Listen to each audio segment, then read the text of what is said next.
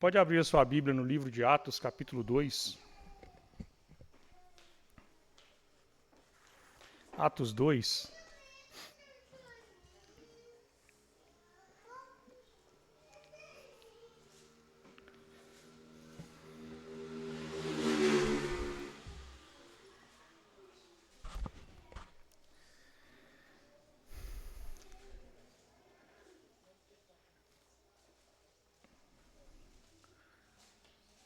Nós vamos ler do versículo 1 até o 21.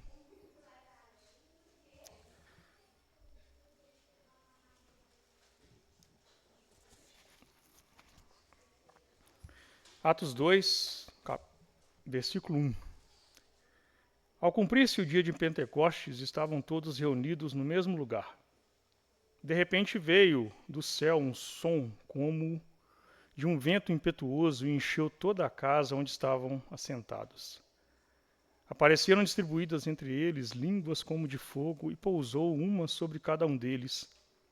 Todos ficaram cheios do Espírito Santo e passaram a falar em outras línguas, segundo o Espírito lhes concedia que falassem. Ora, estavam habitando em Jerusalém judeus, homens piedosos vindos de todas as nações debaixo do céu. Quando, pois, se fez ouvir aquela voz, afluiu a multidão, que se possuiu de perplexidade, porquanto cada um os ouvia falar na sua própria língua. Estavam, pois, atônitos e se admiravam, dizendo: Vede, não são porventura galileus todos estes que aí estão falando? E como os ouvimos falar cada um em nossa própria língua materna? Somos partos, medos, elamitas e naturais da Mesopotâmia, Judéia, Capadócia, Ponto e Ásia, da Frígia, da Panfilha, do Egito e das regiões da Líbia, nas imediações de Cirene, e romanos que aqui residem, tanto judeus como prosélitos, cretenses e arábios. Como os ouvimos falar em nossas próprias línguas as grandezas de Deus? Todos atônitos e perplexos interpelavam uns aos outros: que quer isto dizer? Outros, porém, zombando, diziam: estão embriagados. Então se levantou Pedro com os 11 e, erguendo a voz, advertiu-os nestes termos: varões judeus e todos os habitantes de Jerusalém, tomai conhecimento disto e atentai nas minhas palavras. Estes homens não estão embriagados, como vindes pensando, sendo esta a terceira hora do dia, mas o que ocorre é o que foi dito por intermédio do profeta Joel. E acontecerá nos últimos dias, diz o Senhor, que derramarei do meu espírito sobre toda a carne. Vossos filhos e vossas filhas profetizarão. Vossos jovens terão visões e sonharão vossos velhos. Até sobre os meus servos e sobre as minhas servas derramarei do meu espírito naqueles dias e profetizarão. Mostrarei prodígios em cima no céu e sinais embaixo na terra, sangue, fogo e vapor de fumaça. O sol se converterá em trevas e a lua em sangue, antes que venha o grande e glorioso dia do Senhor. E acontecerá que todo aquele que invocar o nome do Senhor será salvo. Amém. Que Deus nos abençoe e nos ajude. Nós iniciamos aqui há alguns domingos a exposição do livro de Atos. Eu dei um título a esta mensagem de hoje: O Espírito de Deus e a Pregação dos Homens. É a primeira parte desta mensagem. Eu quero recapitular aqui com vocês algumas coisas. Em minhas últimas pregações eu abordei o capítulo 1 deste livro, primeiro fazendo uma pequena introdução ao livro, nos contextualizando sobre sua autoria, sua data, sua historicidade, o seu propósito inicial, e finalizei nos exortando, dizendo que este livro vai nos encorajar à vida cristã, vai nos encorajar a viver no mundo como cristãos, ainda que com oposições e até hostilidades. Na segunda oportunidade, eu fiz a exposição do capítulo 1, dividindo-o em duas partes, sendo que a primeira é uma lembrança que Lucas fez ao seu destinatário Teófilo. Uma lembrança do seu evangelho, lembrando que Lucas destinou àquele homem 2 livros, o Evangelho e o livro de Atos. A primeira parte do capítulo 1 de Atos, Lucas fez apenas uma recordação do seu evangelho, a obra que Teófilo já tinha em mãos, falando sobre o ministério terreno de Jesus, desde o seu nascimento, até a sua morte, ressurreição, aparições e novo convívio com os discípulos e depois a sua ascensão aos céus.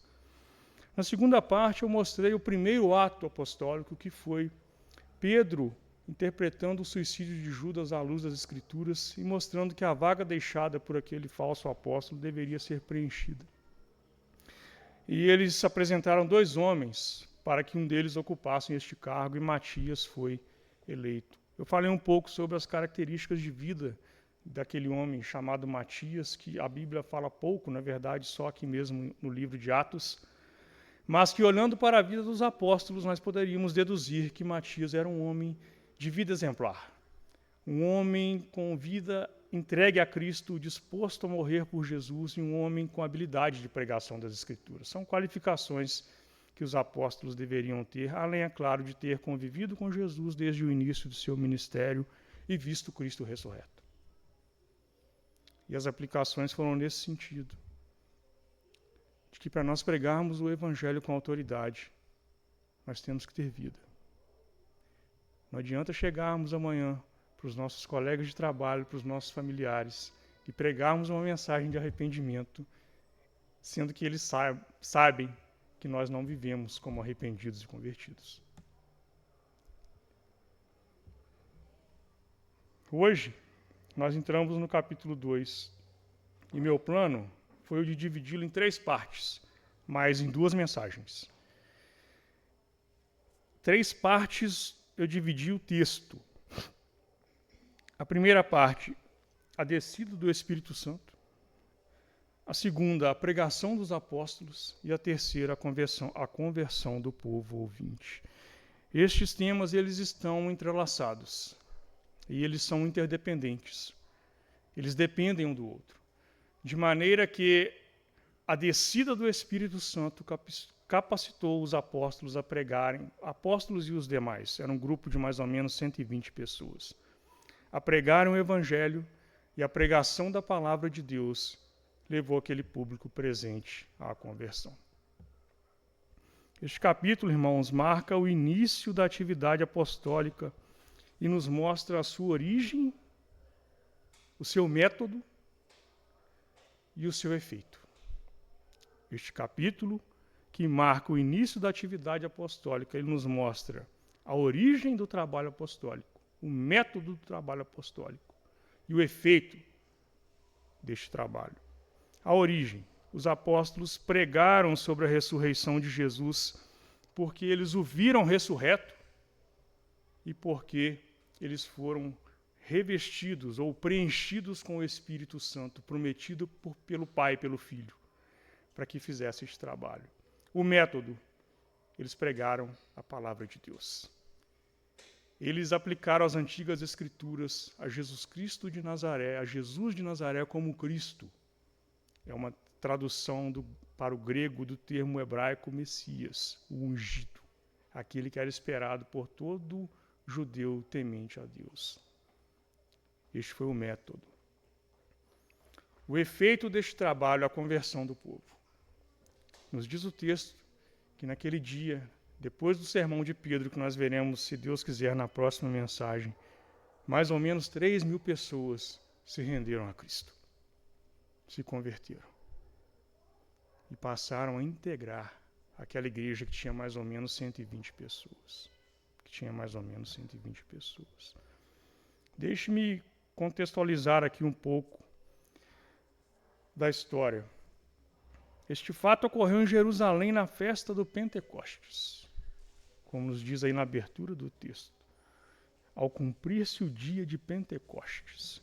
O dia de Pentecostes significa literalmente o 50º dia depois do sábado da Páscoa. Era a festa da celebração da colheita, onde os judeus traziam os primeiros grãos colhidos para apresentarem a Deus como um sinal de gratidão. Esta festa era também chamada de o Dia das Primícias. O Dia das Primícias.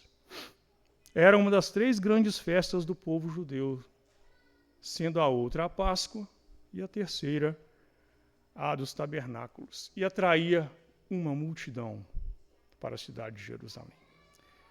Nós vimos aqui que alguns, né, da espantada multidão, revelaram de onde eram.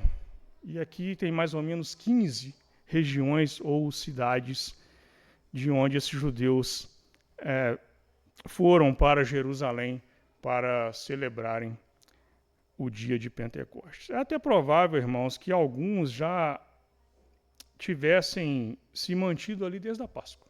Era um intervalo de 50 dias. Jesus conta algumas parábolas em que os donos de propriedades viajavam, né, e ficavam um longo período fora de casa, né? As parábolas têm inspiração em histórias verídicas, né? Então, 50 dias depois da Páscoa, um período em que nós sabemos, pelo capítulo 1, que Jesus apareceu novamente aos discípulos, né, dentro ali dos 40 primeiros dias, dando-lhes provas de sua ressurreição física e também lhes ensinando novamente sobre as Escrituras, incluindo a ordem de que permanecessem em Jerusalém até que fossem revestidos pelo poder do Espírito Santo. Eles estavam reunidos num local que diz Lucas aqui, numa casa próxima ao templo.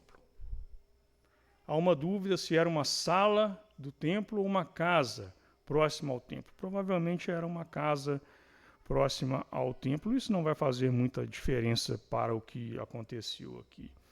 Com certeza eles estavam esperando o Espírito vir, o Espírito chegar. Como eu disse na última mensagem, eles receberam as promessas de Jesus, mas eles esperavam pelo cumprimento dessas promessas orando.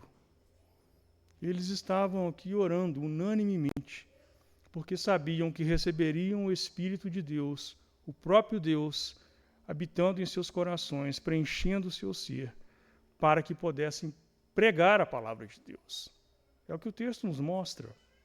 E o foco da minha mensagem de hoje é este: a pregação dos homens condicionada pela presença do Espírito de Deus. Com certeza, então, eles estavam orando, esperando o Espírito Santo chegar. E o Espírito desceu dos céus. O Espírito desceu e foi ao encontro deles como o Pai e o Filho haviam prometidos.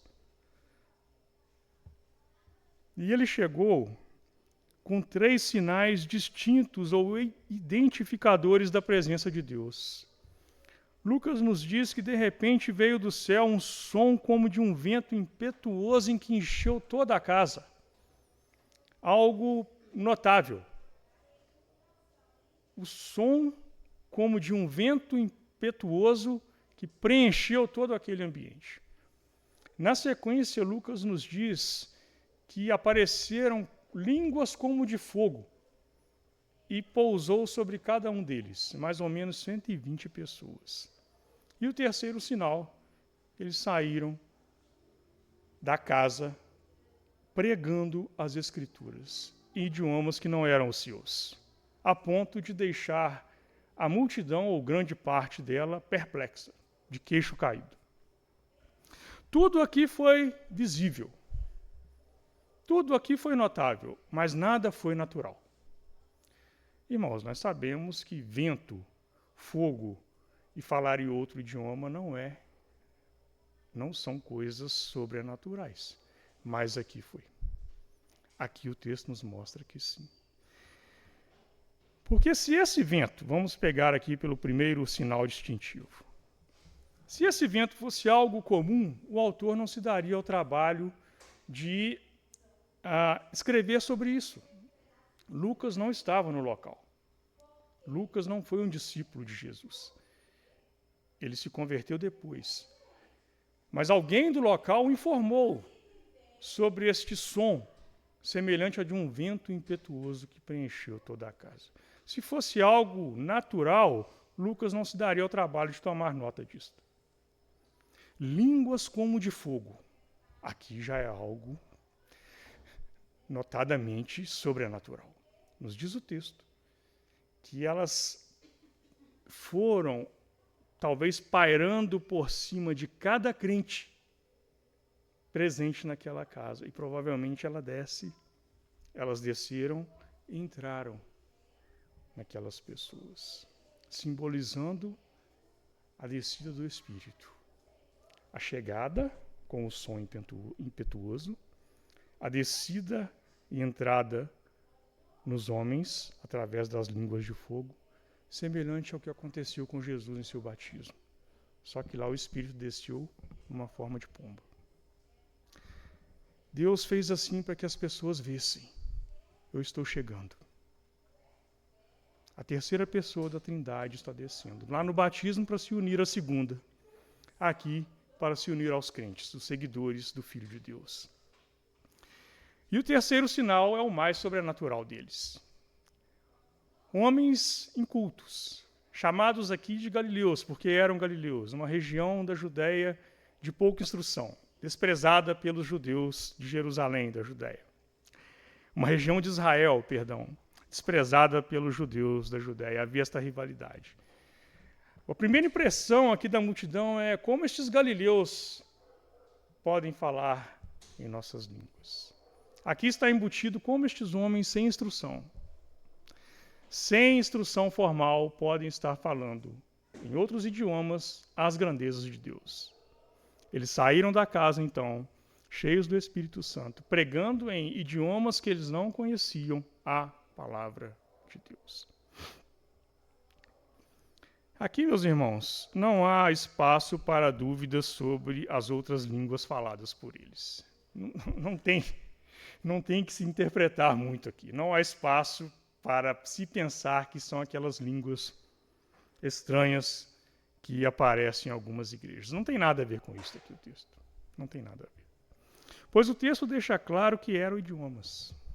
Fica claro que eram idiomas. Porque a multidão, ao ouvi-los, entendeu o que eles estavam dizendo. Entendeu o que eles estavam pregando. Não foi necessário intérpretes. A multidão, espantada, entendeu o que eles estavam dizendo. A perplexidade, o queixo caído, a expressão de queixo caído, não era sobre o que eles pregavam, porque isso eles estavam entendendo. Era sobre como eles estavam pregando. Como homens sem instrução estavam pregando a palavra de Deus em outros idiomas que eles não estudaram e, portanto, não falavam.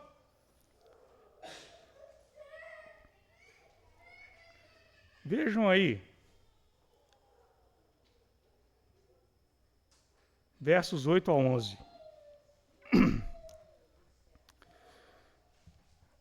A expressão da multidão: e como os ouvimos falar cada um em nossa própria língua materna?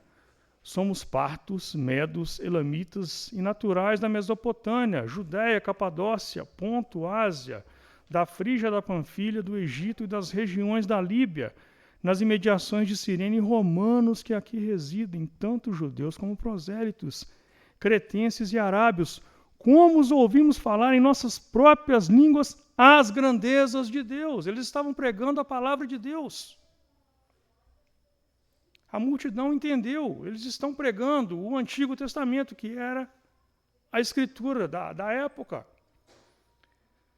Talvez com a única diferença de estarem convergindo todas as escrituras e profecias à pessoa de Jesus de Nazaré. Aí sim era uma novidade para aquela multidão, porque os judeus o condenaram como um herege. Os judeus o condenaram como um blasfemador. Se lembram de Caifás rasgando suas roupas e gritando blasfêmia, quando Jesus disse: eu virei sim do céu com os meus anjos para julgar este mundo. Então aqui não há espaço para discussão.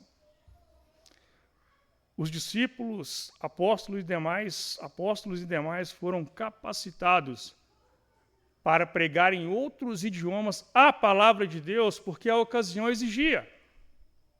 Jerusalém estava cheia de estrangeiros. E a forma com que Deus fez com que sua palavra chegasse aos judeus foi através da pregação de outros idiomas. Os discípulos estavam pregando as Escrituras. Eles estavam pregando as Escrituras. O que eles aprenderam com Jesus durante 3 anos, e reviram nos 40 dias em que estiveram com ele novamente.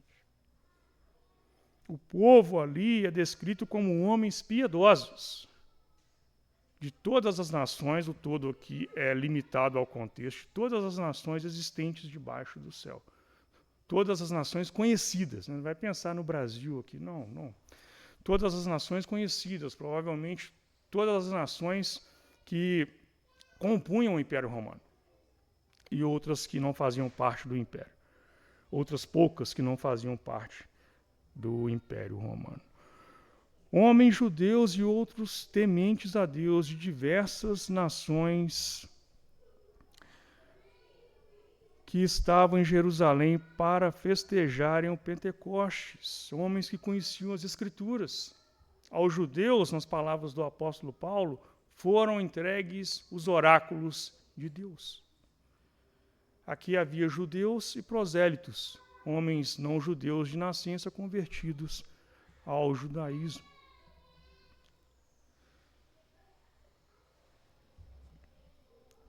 Portanto, os discípulos não estavam falando sobre coisas estranhas ou novas à plateia.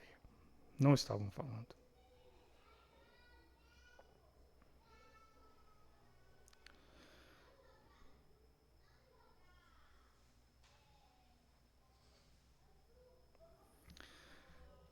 Os apóstolos e os demais homens de Cristo ali presentes, eles ficaram cheios do Espírito Santo para pregar a palavra. Não foi para outra coisa. Não foi para falar em línguas estranhas que ninguém compreendia e dependia de intérprete. Aqui não. Aqui não há dúvida para isso. Eles ficaram cheios do Espírito Santo para pregar. Este foi o objetivo. Deus não os encheu com sua presença para falar em outras línguas, mas sim para pregarem a sua palavra. O objetivo foi esse. O meio foram as outras línguas. O objetivo era a pregação da palavra. O meio foi através de outras línguas, porque era necessário. Então, um homem cheio do Espírito Santo, alguém com o coração preenchido pela terceira pessoa da Trindade, tem que necessariamente pregar a palavra de Deus. Estou falando exclusivamente de pregação de púlpito. Estou falando da evangelização. A pregação genérica, aquela que nós temos que fazer em nossos dias. É disso que eu estou falando. Jesus, quando prometia o Espírito Santo aos seus discípulos, ele dizia: quando ele vier, ele falará de mim, porque ouviu de mim. Na Trindade, a Trindade reunida na eternidade, um lugar onde nós não temos acesso, havia essa comunicação que nos escapa ao entendimento. O Espírito, quando viesse, viria para falar sobre Cristo. Aqui eles estavam falando sobre Jesus, e isto ficará explícito para nós quando lermos o sermão do apóstolo Pedro. Eu tive que dividir a mensagem. A minha ideia era pregar todo o capítulo aqui, mas o manuscrito ficou muito longo e eu não conseguiria fazer em tempo hábil aqui. Então eu tive que dividir em duas partes.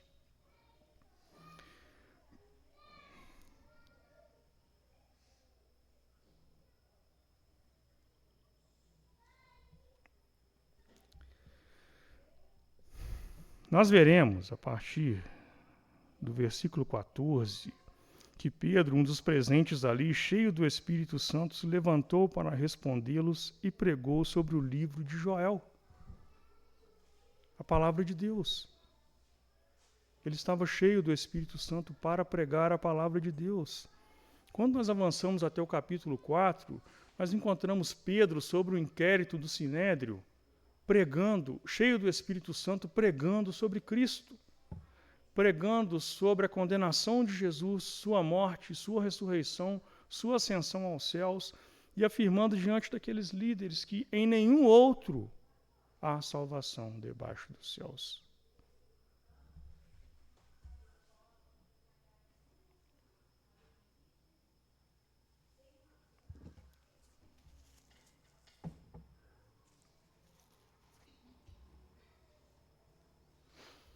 pouco mais adiante, no capítulo 7, nós encontramos Estevão. Lucas nos diz que era um homem cheio do Espírito Santo e de fé, fazendo o quê? Pregando corajosamente as Escrituras, citando vários textos das Escrituras diante da liderança judaica. Aos Efésios, Paulo escreveu que eles não deveriam se embriagar com vinho, mas encher-se do Espírito Santo. Interessante que é o mesmo contraste aqui do texto de Atos. Eles não estavam embriagados com vinho, mas cheios do Espírito. E Paulo usa isso lá em Efésios, que eles deveriam falar entre si com salmos e hinos. Palavra de Deus. Uma das provas que o Espírito está no homem é que o homem falará de Deus. O homem falará de Cristo. O texto que começa nos dizendo que Pedro se levantou, não quer dizer que ele estava sentado, mas que ele tomou posição para corajosamente se proferir àquela multidão. Talvez ladeado pelos 11, falando em nome deles, como foi nomeado por Jesus para fazer. E aqui, logo de início, eu gostaria de destacar por mais uma vez o efeito do perdão de Deus. Como é maravilhoso o perdão de Deus. Nós o vemos nas Escrituras e o experimentamos. Como Deus é bom. Como Ele nos ama. O seu amor é constrangedor. Pedro, perdoado por Jesus por tê-lo negado por 3 vezes, passou a fazer exatamente o que Jesus fazia em seu ministério terreno. Aquele homem que disse, eu não conheço este homem. E que Deus me amaldiçoe se eu estiver mentindo. Perdoado por Cristo. Pedro, Simão, tu me amas? Pastoreia a minha igreja. Perdoado por Jesus, ele passou a fazer exatamente o que Jesus fazia. Pregar às multidões. Era Jesus, você que conhece os evangelhos, que acompanhado pelos seus discípulos, pregava as Escrituras aos judeus, que debatia com a liderança judaica, que a repreendia. Era Jesus quem fazia isso. Agora Pedro está aqui em nome de Cristo, fazendo a mesma coisa. Pregando corajosamente as Escrituras. Ele estava diante de homens debochados. Ele estava diante de zombadores, de escarnecedores. O pregador Pedro foi um baluarte do arrependimento. Ele é uma bandeira do arrependimento. Ele que chegou a dizer que nem ao menos conhecia o Senhor, agora estava pregando com toda a convicção que Jesus de Nazaré havia ressuscitado dos mortos, porque assim Deus havia anunciado em sua palavra que este Jesus, aquele que eles crucificaram como um herege, era o doador do Espírito Santo. Só os crentes nele o têm. É o que nos diz o texto de Joel. E o apóstolo também aqui demonstra que os evangelistas têm que combinar autoridade e mansidão. Ele, ao mesmo tempo que repreendia aquela multidão incrédula e debochada, alguma parte dela, né? Ele se dirigia a ela com respeito. O texto nos diz que ele se levantou e os advertiu, ou os censurou, mas que começou o seu sermão com a expressão varões, judeus e todos os habitantes de Jerusalém. Varões judeus, homens judeus e todos os habitantes de Jerusalém. No verso 22 ele repetiu essa expressão, varões israelitas, atendei à minha palavra. Alguns homens tinham zombado de Pedro e de seus companheiros. Vocês estão bêbados. Mesmo assim, que mansidão, irmãos. Como ele diz lá na carta, que nós devemos responder àqueles que nos interrogam com mansidão.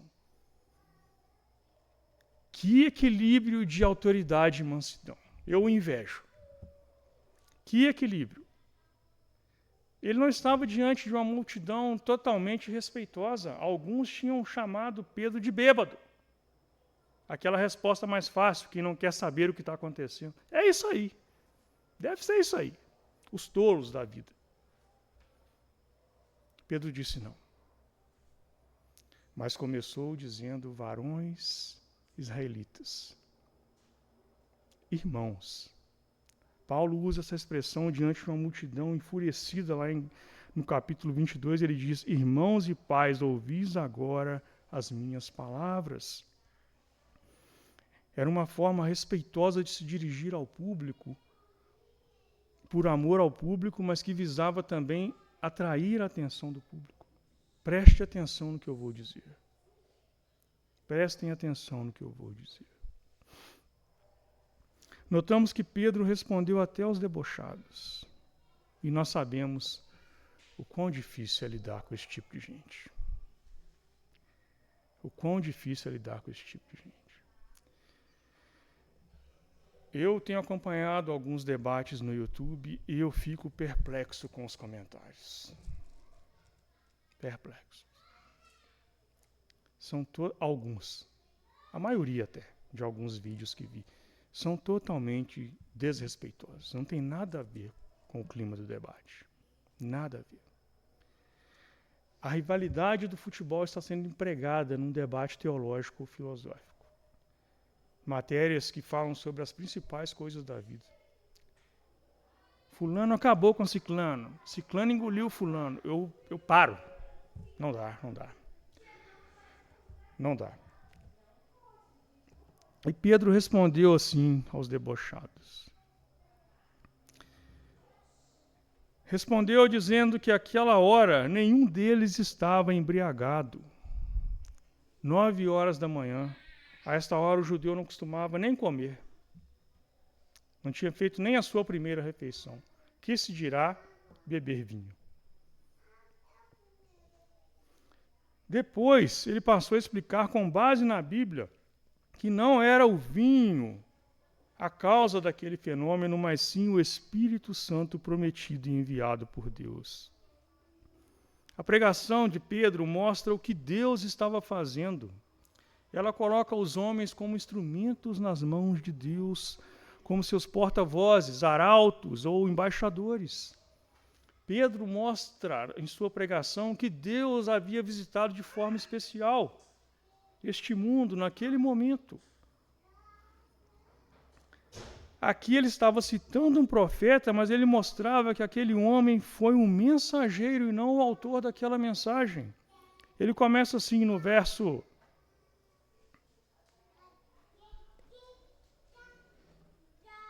16. Mas o que ocorre é o que foi dito por intermédio do profeta Joel. A explicação de Pedro. Mas o que ocorre aqui é o que foi dito por intermédio do profeta Joel, ou por meio do profeta, ou através do profeta. Foi anunciado por ele. E no verso 17 tem a expressão: diz o Senhor. Vejam aí, e acontecerá nos últimos dias, diz o Senhor, que derramarei do meu espírito sobre toda a carne. Ou seja, Joel era apenas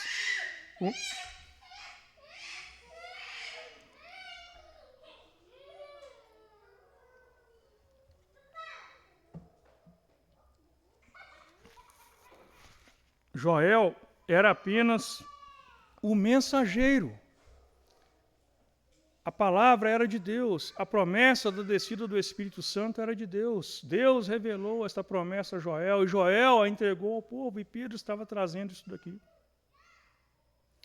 É o tema da doutrina, a doutrina da inspiração das Escrituras, tema que Pedro abordou também em sua segunda epístola, afirmando que nenhuma profecia teve origem no conhecimento humano, mas na visitação e na inspiração do Espírito Santo sobre os homens. Pedro repete isso lá na carta. Ele estava ciente disso. O texto de Joel mostra que Deus havia prometido dar o seu Espírito para todos aqueles que crescem em Cristo. Diz aí: derramarei do meu Espírito sobre toda a carne. sobre todas as pessoas. Só tem uma condição: derramarei do meu espírito sobre toda a carne. E aí ele lista filho ou filha, jovem ou velho, servos e servas. Os judeus tinham servos estrangeiros.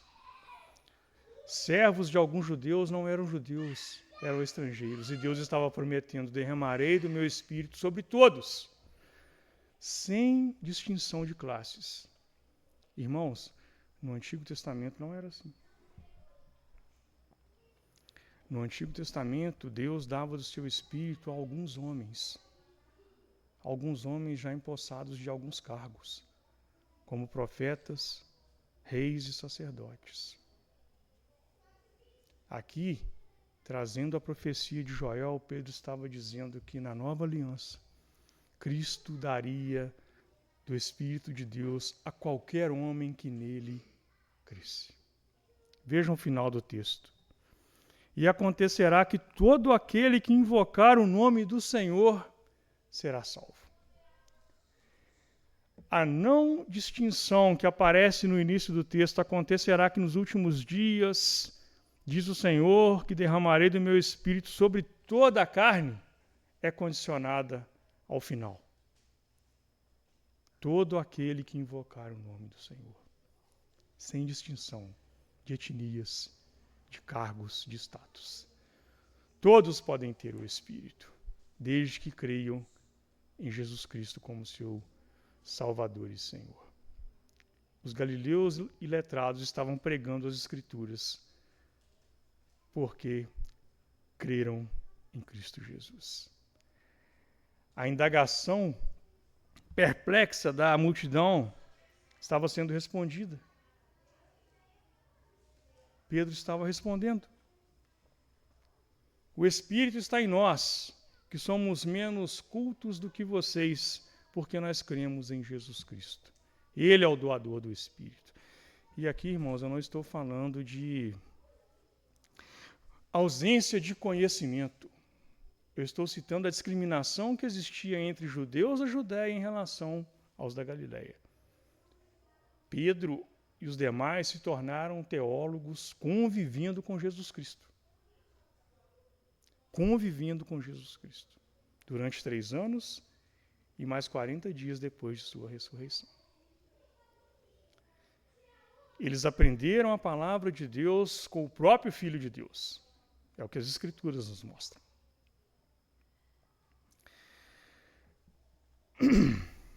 Veremos no final do sermão de Pedro, na próxima mensagem, se assim Deus quiser, que o arrependimento foi a condição imposta aos seus ouvintes para que eles passassem a ter o mesmo que os apóstolos receberam. Nos diz lá nos versos 37 e 38, arrependei-vos dos vossos pecados, e cada um de vós seja batizado em nome de Jesus Cristo, e recebereis o dom do Espírito Santo. Naquele dia, ouvindo a palavra de Deus, cerca de 3.000 pessoas se converteram e passaram a fazer parte da igreja. Como eu disse lá no início, naquela divisão que eu fiz, o Espírito condicionou os homens a pregarem a palavra de Deus, e a pregação da palavra de Deus levou as pessoas à conversão. O livro de Atos é um modelo do que a igreja tem que fazer. O livro de Atos nos mostra o que a igreja tem que pregar. Pregar o Evangelho. Pregar o Evangelho. Quando eu falo igreja, eu estou falando de crentes. Porque tem pessoas que pregam o Evangelho, mas não vivem como crentes, então não são parte da igreja. Podem estar na igreja, mas não são parte da igreja. Judas esteve na igreja, mas não era da igreja. Jesus o chamava de um filho do diabo. Pedro disse que ele foi para o seu próprio lugar, a perdição. Eu chego à parte prática do sermão.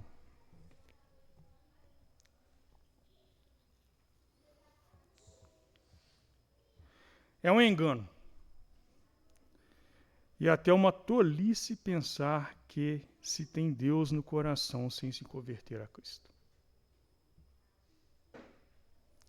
Você deve conhecer poucas pessoas que falam que não tem Deus no coração. Se você conhece ateus, estes sim devem falar isso com você. Mas você deve conhecer muitos religiosos que afirmam que tem Deus no coração, que tem temor de Deus e que vivem como se Deus não existisse.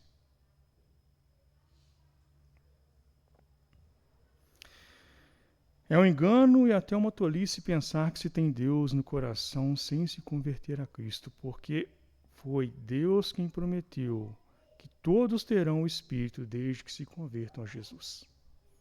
Sem conversão, o Espírito não vem.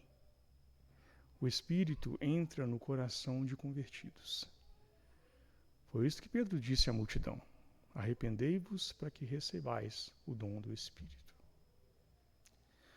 O texto nos mostra que se temos o Espírito, viveremos e falaremos como pessoas que conhecem a Deus. E que, portanto, podemos falar dele com convicção. Nós não estamos conjecturando, especulando, achando. Isso se conhecermos as Escrituras. Quando nós chegamos para pregar a um pecador como nós pregamos com convicção. Nós falamos de Deus como alguém que nós conhecemos. Nós temos autoridade, ainda que humilhada, porque nós sabemos que diante de Deus nós não somos nada, não merecemos nada, mas Ele quis se revelar a nós. Ele quis nos levar a Cristo, é por isso que nós podemos e devemos falar dele com convicção. O que Deus te manda fazer é se arrepender e crer. As pessoas estão limitando a vida com Deus a essa existência. Pessoas nos contam: Deus foi muito bom comigo. Lá naquela empresa que eu trabalhei, o meu supervisor tentou me prejudicar. Deus não é bom? Sabe o que nós temos que responder? Sim, Deus é bom. Mas você não conhece a bondade de Deus. Você conhecerá a bondade de Deus quando Ele te mostrar que você está indo para o inferno. Mas Cristo está aqui para te salvar. Você conhecerá a bondade de Deus quando Ele te mostrar que a ira dele está sobre você, prestes a cair sobre você. E Cristo está pronto para aplacar esta ira, porque Ele a recebeu lá na cruz do Calvário, quando clamou: Deus meu, por que me desamparaste? Paulo diz que Cristo foi feito maldição por nós. Aí sim nós estamos falando da bondade de Deus. Aí sim nós estamos falando da bondade de Deus.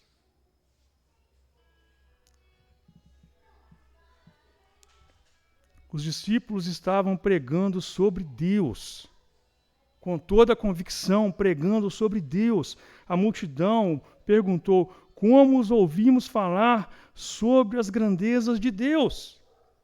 E Pedro mostrou o porquê ele tinha Deus em seu ser. Porque Deus havia prometido descer e habitar em todo aquele que se converter a Jesus Cristo. Esta é uma boa prova da bondade de Deus. Paulo nos diz aos Coríntios que se crermos em Cristo apenas para as coisas desta vida, somos os mais infelizes dos homens. Deus é muito bom, porque me abriu uma porta de emprego. Isso é uma migalha da bondade de Deus. E nós temos que esclarecer as pessoas sobre isso.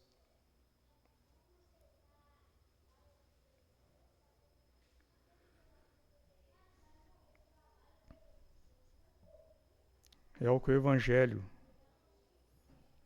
é o que o nosso Evangelho tem que oferecer. Nós não podemos pregar mensagens de autoajuda e de realizações para esta vida caída. Deus vai te dar isto. Deus vai fazer aquilo por sua família.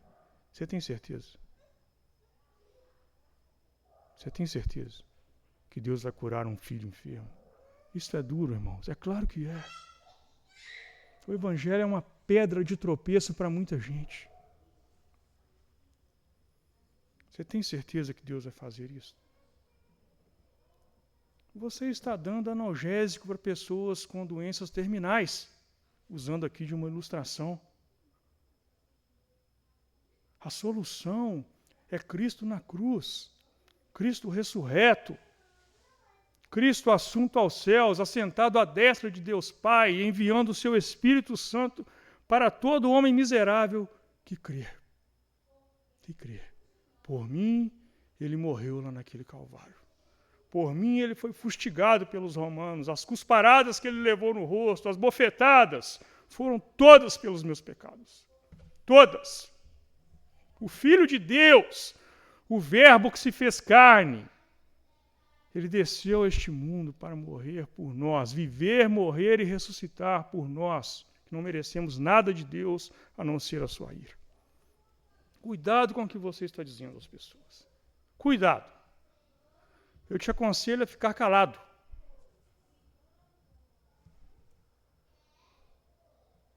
Se você ainda não tem coragem de pregar o Evangelho. Busque isso em Deus. Mas pare com essa baboseira. Com esta conversa que Deus vai fazer isso e aquilo, para que as pessoas se sintam bem com você, para que você seja querida no grupo. Pare com isso.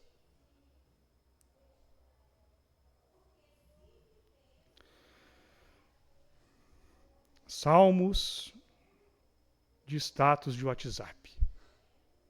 Entregue a sua vida ao Senhor e Ele satisfará os desejos do seu coração.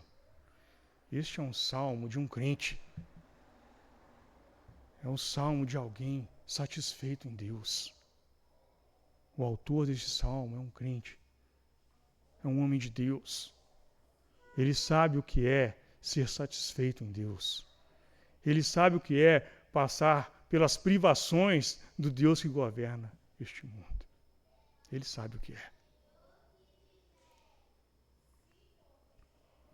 Se você está publicando isto, a condição é esta, não estou falando diretamente para ninguém. Se você está publicando isto, explique na legenda o que é se entregar a Deus. Ponha o salmo na tela e explique na legenda o que é se entregar a Deus. Só tem um meio de se entregar a Deus. Se arrependendo e crendo em Cristo. Outro salmo do status de WhatsApp. Não desista, porque Deus está contigo neste dia. Parafraseando os salmos. Não desista, porque Deus está contigo neste dia. O cara lê aquilo e vai para o trabalho com toda disposição. Sim, de certa forma, Deus está com ele. O mundo é de Deus. Deus governa todas as coisas. Satanás está debaixo do governo de Deus. Satanás só age até onde Deus permite agir. Mas explique também na legenda o que é estar com Deus. Pelo nosso texto. Estar com Ele, ou Ele estar conosco, é quando o Espírito vem e entra em nós. Há uma forma muito mais gloriosa do que Deus apenas te abençoar com uma coisa aqui e outra colar. É Ele vir morar em você. Explique na legenda o que é. A vida de Deus na vida do homem. Ainda que você passe por privações, você consegue se alegrar, porque Deus é contigo. Pregue isso aos seus colegas de trabalho.